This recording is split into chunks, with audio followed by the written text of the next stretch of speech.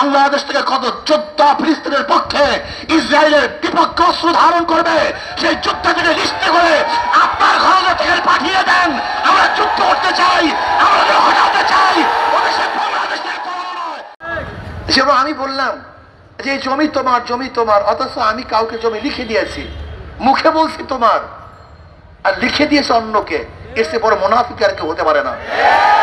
যে পাসপোর্টের মধ্যে লেখা ছিল ইসরায়েলের সাথে আমাদের কোনো সম্পর্ক নেই, এদেশ ইসরায়েলকে স্বীকৃতি দেয় না, ইসরায়েলের কোনো দূতাবাস দেশে থাকবে না, আমরা ইসরায়েলে যাব না, সেই পাসপোর্টের মধ্য থেকে যখন তুলে দেওয়া হয় অ্যাকসেপ্ট ইসরায়েল, তার মানিটা কি? যে এদেশের সংখ্যাগরিষ্ঠ মুসলমান ইসরায়েলের বিপক্ষে, কাজী তাদের মুখে বলতে হবে রাজনৈতিক স্বার্থে, কিন্তু তলে তলে তাদের সাথে পুরোপুরি সবকিছু সেট হয়ে গেছে, কন্ট্যাক্ট হয়ে গেছে।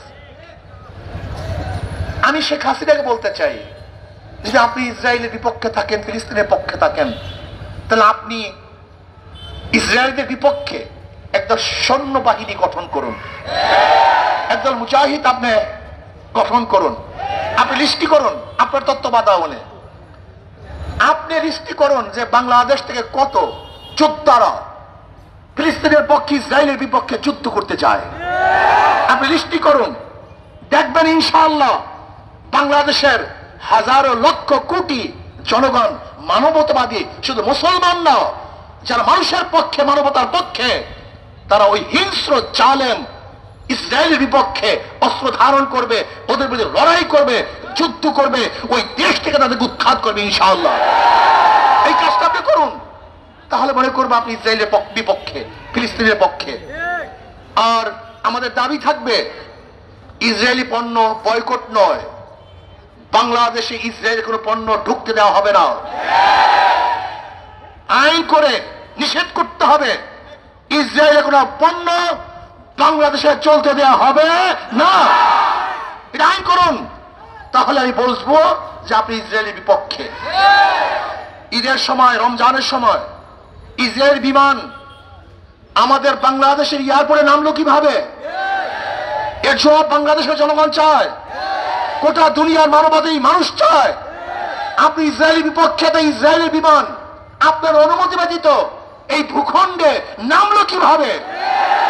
তার মানি হলো এই তলে তলে সবকিছু হয়ে গেছে।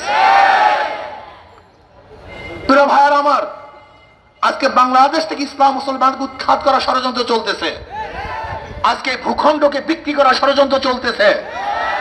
আজকে বন্ধু বন্ধু বলে যাদেরকে আপন করতে চাই, তারা আমাদের বুকের উপরে বারবার গুলিবিদ্ধ করবে, আমাদের ভূখণ্ড দখল করার ষড়যন্ত্র করবে, এদেশের সাংস্কৃতিক ইসলামকে নষ্ট করার ষড়যন্ত্র করবে, এদেশের মানুষকে গোলাম বানাবার চক্রান্ত করবে। এদেশের মানুষটা মানতে পারে না, পারে না, পারে না।